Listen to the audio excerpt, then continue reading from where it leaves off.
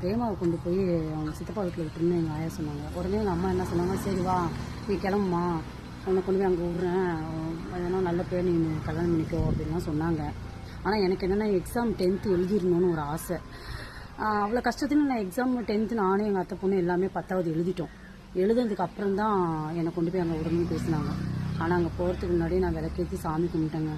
எங்கள் அப்பா மாதிரி ஒரு குடிகாரனா அமையக்கூடாது, வாடகை வீடாக எவ்வளோ கஷ்டப்பட்டோம், ஒரு சொந்த வீடாவது எனக்கு இருக்கணும், என்னை விட மாப்பிள்ளை கொஞ்சம் ஹைட்டாக இருக்கணும், அந்த மாதிரி எனக்கு அமையணும் கடவுளே, அம்மா எனக்கு நல்லதை செய்யுமா அப்படின்னு சாமியை வேண்டிட்டு தான் நான் அங்கே போனேன்.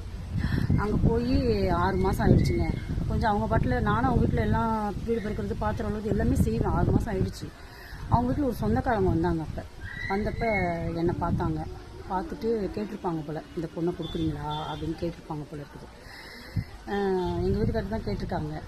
அவங்க அப்போ எனக்கு தெரியாது.